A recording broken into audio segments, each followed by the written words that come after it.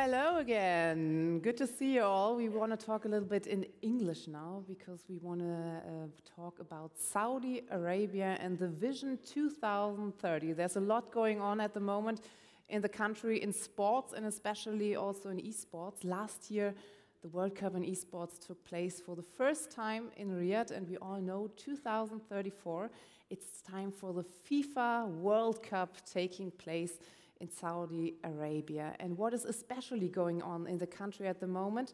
We want to talk about that with His Royal Highness Prince Faisal bin Bandar bin Sultan Al Saud, the president of the International Esports Federation. And I want to say, welcome on stage.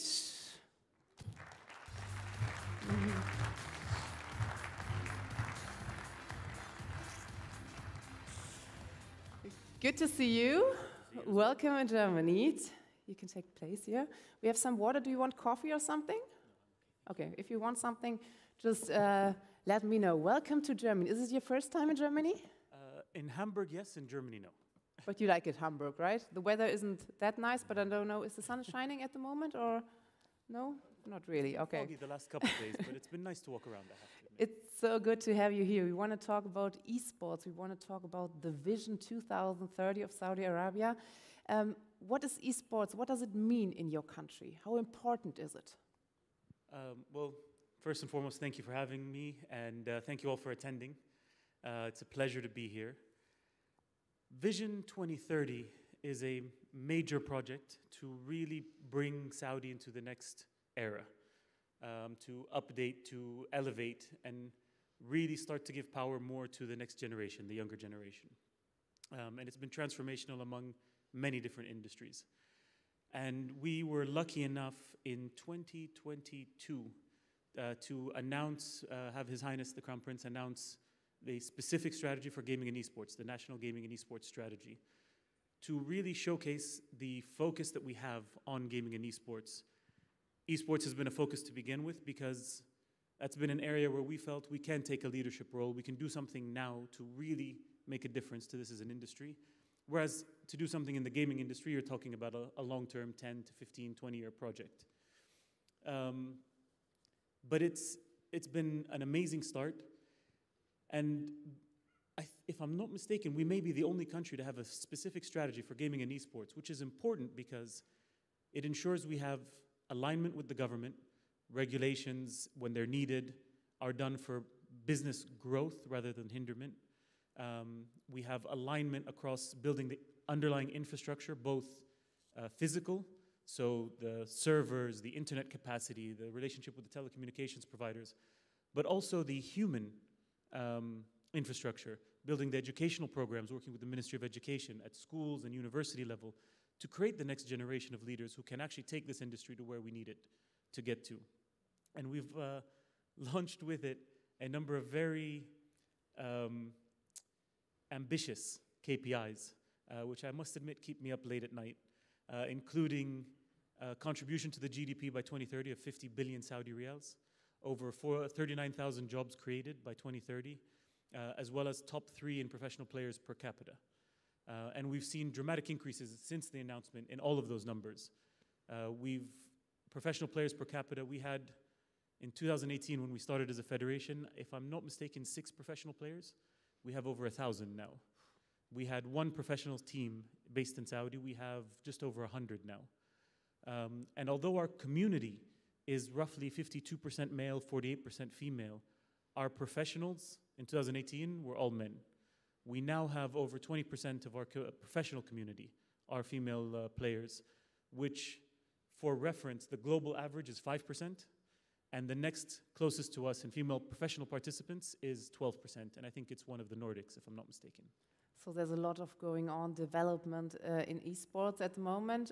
For you, we have a little question in the app. So you can just have a look in the app from the Spobis, and then you go on the program, and then on our slot, and then you get a button. So there's a voting, and I think we can do the question on the wall once. How do you evaluate Saudi Arabia's impact on sports and esports? And so you can choose 5 different answers. No, we don't see it here, but you can see it on the app, and we are very excited how it feels and how yeah, we want to talk about that later if we see what's going on over there.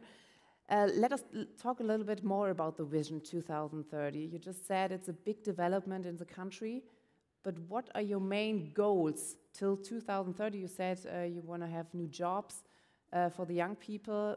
So what is the vision? What do you want more? Well, the vision, our clear vision and aim and mission statement is to become a global hub for gaming and esports. And a lot of people ask me, what does that mean? And for me, it's a very simple description. When you think about gaming and or esports, there are certain places that come to the top of your mind, whether it be here in Germany, whether it be Japan, Korea, South Korea, China. And what our aim is for Saudi to be a natural part of that conversation, where when you think about gaming, when you think about esports, when you think about a career path in either of those industries, you think about Saudi just as equally as you would think about any other place to go and work. And we're getting there. I think the key to it, and especially with a lot of the events that we're doing and a lot of the activations, is having people come and visit. Because I can speak about the transformation and the things that are happening and the growth and the change until I'm blue in the face. But please, don't take my word for it. Come and see for yourself, because I promise you what you see on the ground will be better than anything I could tell you. And if you leave with the same impression you had before you left, then so be it, you do so from a point of knowledge. But if your mind changes, let it change because of the people you meet and the things you see on the ground, not because of the way I speak about it. Why is it such a big esports in Saudi Arabia? I think you're a very young country. Is that the point? So roughly 70% of the country is under the age of 35. 67% of the country consider themselves to be gamers, which means they game on a regular basis, which is unbelievable. But we are, when you talk about culturally, many years ago, 10, 15, 20 years ago, when there wasn't as much of the entertainment infrastructure and the things that are happening now, the way people came together was you would go to someone's house and you would either play cards or you would play games. And so it became an underlying part of the community of who we are, the gameplay. Things like FIFA at the time, EAFC now, became an integral part of who we are and how we identify ourselves, and also how you communicate with your friends, how you get together. And so, as integral as gaming was in our lives, once a decision was made to focus on this as an industry and as a sport, it happened very quickly. I will never forget my first event in 2018, which came as a bit of a shock. We were created as a federation in January. I had hired by the beginning of February my managing director. And in the beginning of March, while we were studying the ecosystem that we had, I was told to do my first event.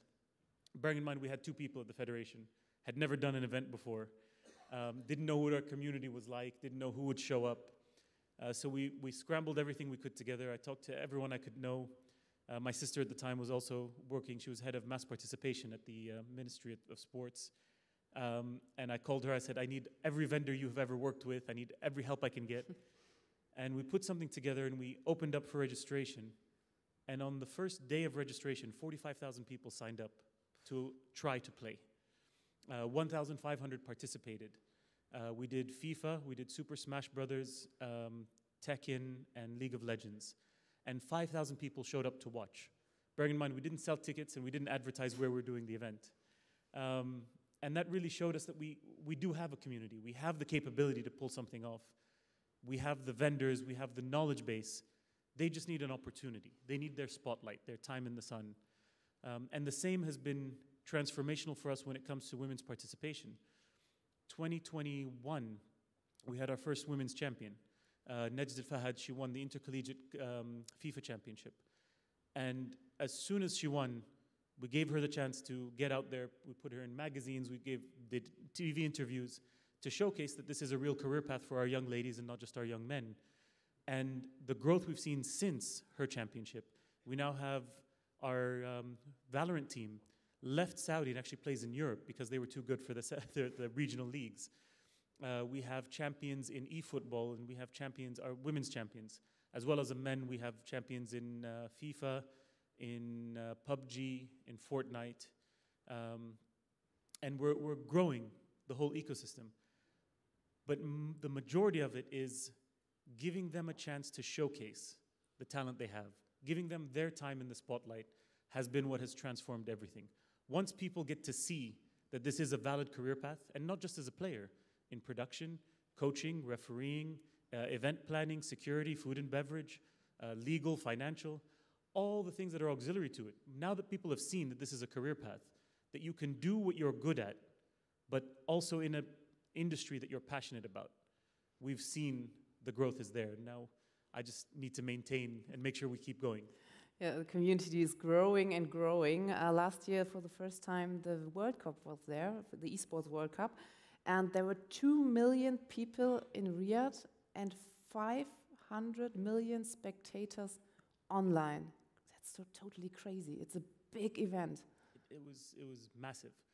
We had 2.6 people visit the location physically to be a part of the activations. We did 22 tournaments in 21 different games, 500 viewers online, over 250 million hours watched of the professional tournaments. We have a festival alongside it to showcase gaming and showcase the community. The growth there, over 1,500 players participated.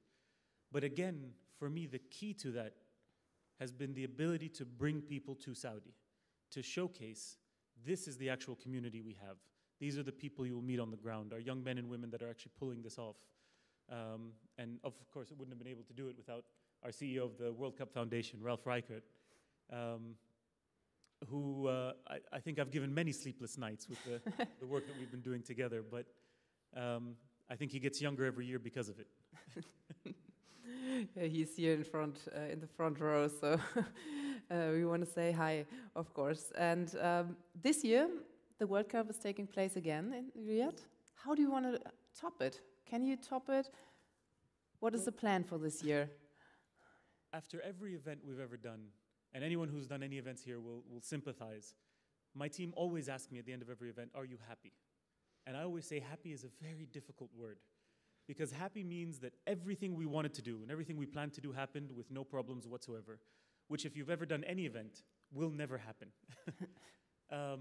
So the measure of success that I hold for every event we do is if the players, the viewers, and the attendees don't notice the problems that we're having, then the event was a success. So by that metric, last year was a success, by every metric we can find. However, behind the scenes, there is a ton that we can do better. Whether it be the placement of screens, something as simple as the placement of screens in the arena, the placement of the casters, the commentators, the games that are playing, the amount of time for people to qualify, the areas we were able to bring people in, the movement in and out of the arena. I mean, there are so many details that we can do better. And we strive, after every tournament, we talk to the players themselves and to the fans who are coming in and saying, what are you seeing? What do you wish we had this year? And sometimes it's as simple as, there's junk food in the back, we would prefer healthier food. That's a simple thing to do. We had players from Asia come in and saying, the food is too dry, we prefer soups. And I'm like, well, that's something I can fix. But the key to it is making sure we keep at the center of what we do our community, the players and the fans. Listen to them. What do they need? What do they want to see? Even something as crazy as we did a fun twist on esports. And again, we're in esports. We can have a little bit of fun with what we're doing. It's not as serious as many traditional sports. So we built a system of keys where every team, when they arrive, gets a triangle. It's their key. It says their name and it says champion. So everyone knows they have a pathway to becoming a champion. But when they lose and they leave the tournament, they have to give their key to the other team who crushes it in the back, literally and figuratively crushing their dreams of winning. Which, when we first thought about it, it was talking to fans and, how about we do something different and tossing ideas around. And everyone was saying, well, that's crazy. I'm like, well, why not? No is not a good enough answer for everything we do. We have to have a good reason why or good reason why not. And the storyline around that was so much fun. And, the visuals, I mean, it's heartbreaking handing over your key to the other team. And it's an amazing moment. I loved every minute of it. But things like that, trying to innovate, trying to bring something new. things like we did a club championship.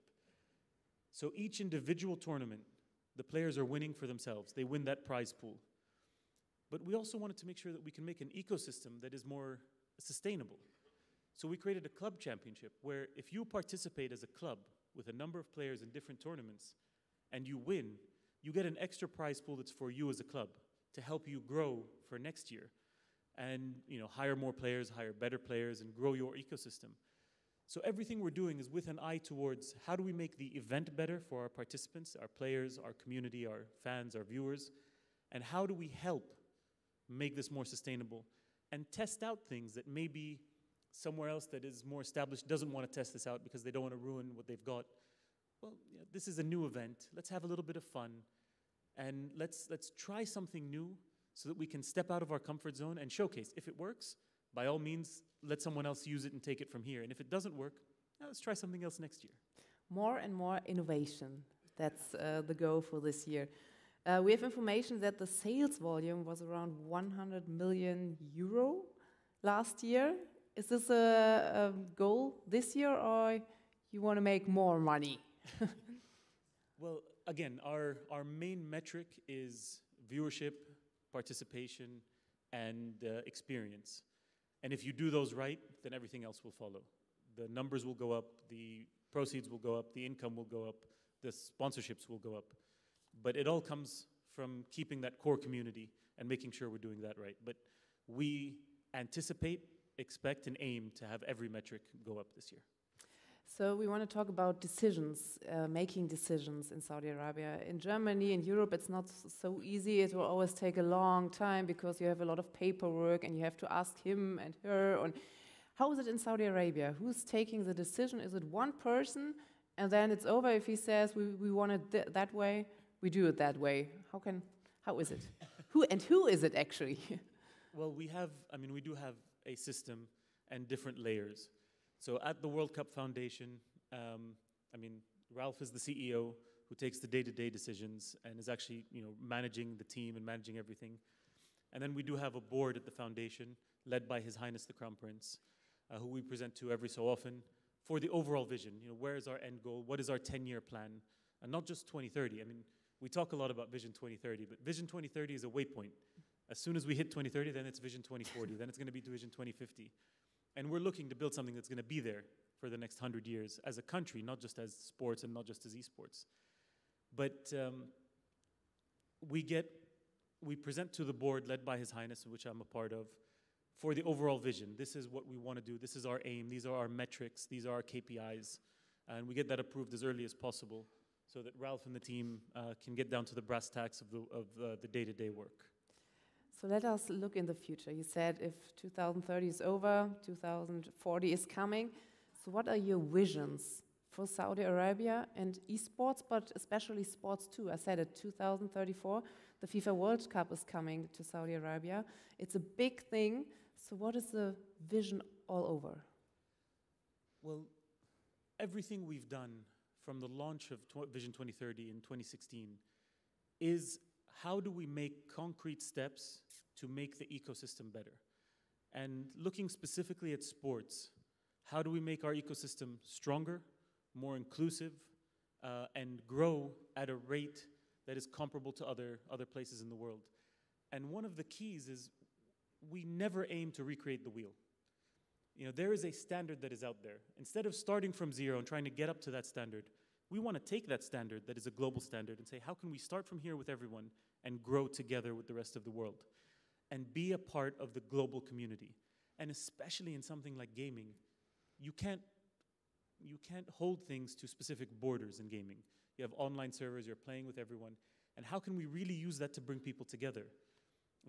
Gaming specifically, when you talk about sports, there's a language to sports. I can pick up a football and go to any field in the world, whether I speak the language or not, and I can pick up and play with anyone. Because there's a language to that sport where I know if I do this, you should do this, and if you do this, I should do this. And it's just an understanding for anyone who plays. And esports is a specific dialect within that language, where if you start playing any game, there are certain things you just know how to do. When I play games with my son and my wife plays with him, he gets very frustrated because there are things that she just doesn't know that she should do because she's not a gamer. But she's trying her best and she's learning very quickly. But there are certain things that, when you start playing games, you just know that you should do. It's that language of the game. And how do we use that to bring more people together? How do we be a part of one global community? How do we help this industry grow with our innovations, with what we can do, with our long-term view of things? Everything we've done with ESL Faceit, for example, is don't say, what could you do this year to make a profit by the end of the year? But if we took a 10-year plan, what could you do this year to make, in 10 years, a position that is unassailable, that puts you in a position to do everything that you wanted to do in 10 years, not this year? And that long-term view, that ability to take our time now to make sure we're building something that actually does make a difference, that is additive globally, not subtractive. We don't want to take anything away from anyone. We want to build things in Saudi, by all means, but not by taking something from somewhere else and bringing it to Saudi. And it's the same that we're doing in general sport. The growth we've seen since we started doing these events, participation is now at 50%, up from 30% in 2015 in general sport. Women's participation is now only 2% behind the men, which is amazing. We've got over 70,000 young women playing in our school football league. The growth we've seen in our traditional league, in our men's league, with the addition of players like Cristiano Ronaldo and Benzema and other players like that, the viewership that we've seen has changed the way we're able to do business. It's changed the way we're able to teach the next generation how to play. We have now, if I'm not mistaken, all 20 teams in the professional division have at least 2 youth teams. Most of them have 3. All of them have a women's team. And all of this is preparing ourselves so that when we get to the World Cup in 2030, we have a team that can not just beat Argentina and then lose its next 2 games in the last World Cup, but a team that can compete on the global stage on a regular basis. And so the growth we've seen because of the efforts and the investments we've made has been immense. But it's only the beginning. We want to make sure we're constantly pushing to do more, constantly pushing to do better, and trying to bring more people along with us for the ride. Yeah, we are very excited what's going to happen in 2034. We want to watch the question we asked at the beginning. How do you evaluate Saudi Arabia's impact on sports and esports? So maybe we can see how the people think about it. We will see it. Because there's, of course, a little bit of critics. This is now in German, but if we see point D, it's critical risk of dependency and sport washing. You don't hear it for the first time, right? Sport washing? No. It's always been very interesting to me. When we talk globally, it's one of the questions we get a lot is what we're doing sports washing? And I have a problem with that word, sports washing, because there's, for lack of a better way to put it, there's a bit of arrogance behind the term sports washing, because what you're saying is everything that we're doing, all our investments, all our efforts, are so that we can change someone else's opinion of us. We are doing something to be a part of a global community, but everything we're doing, all of these investments, are for the betterment of us, of our people. We've seen, again, the growth in participation in sport, which means we have a healthier population, less illness. We had one of the highest rates of diabetes in Saudi Arabia. That's gone down significantly because of participation in sport. We've had women's participation has grown. School participation in sports means people are staying in school more rather than leaving to join sports teams.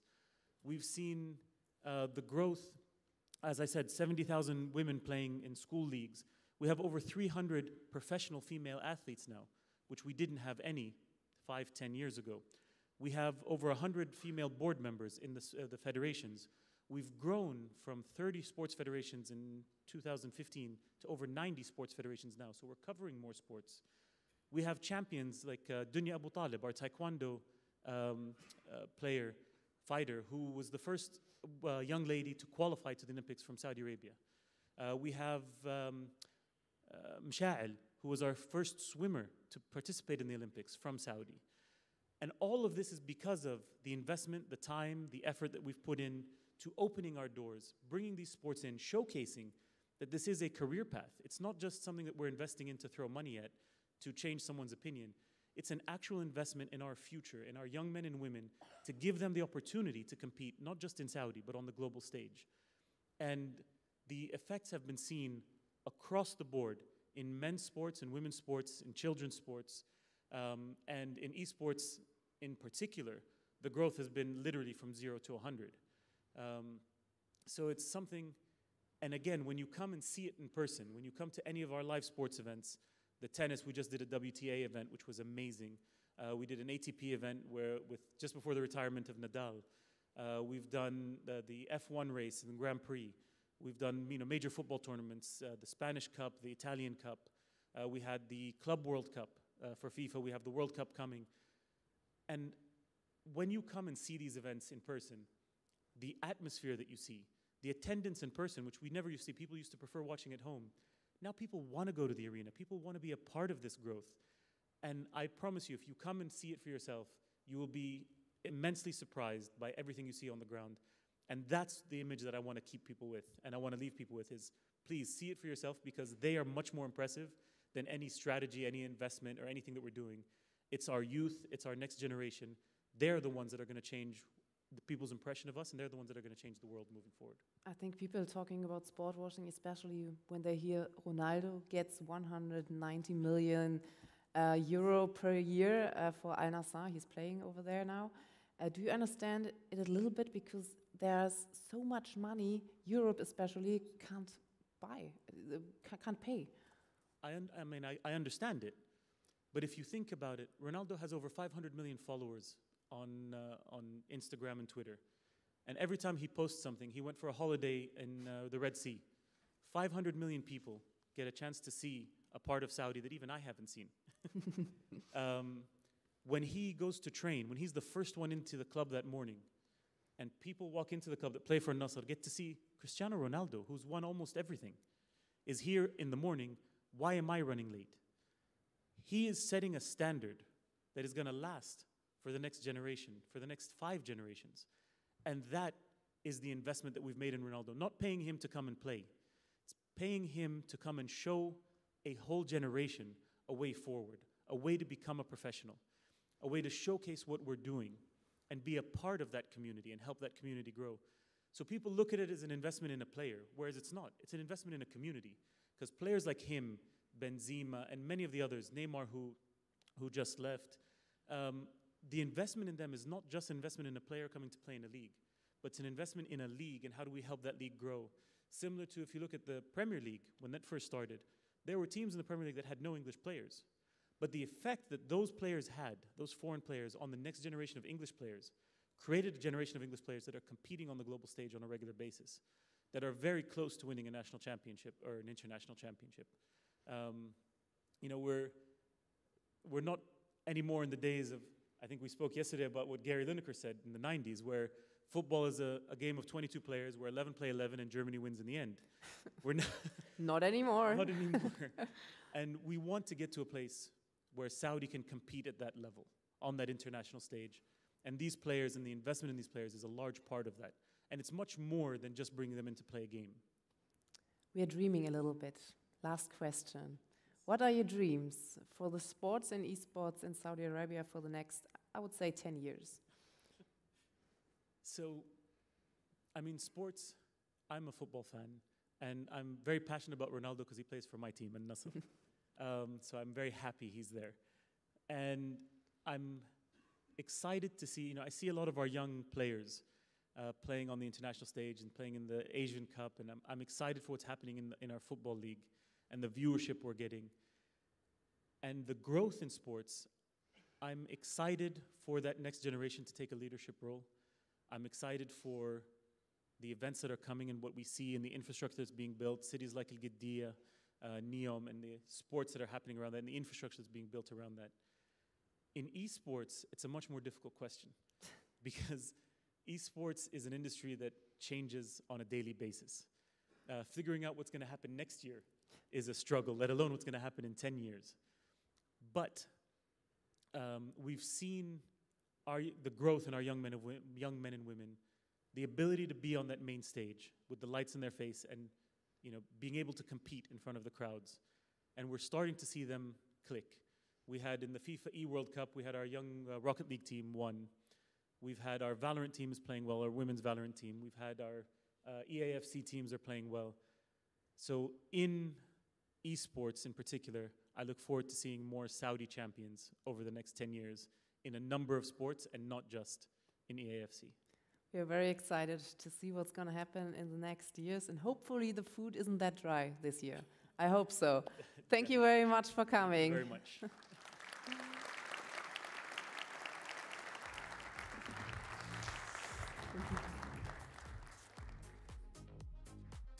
So, Mittagspause ist, glaube ich, jetzt, ne? Guten Appetit erstmal und dann sehen wir uns später wieder hier.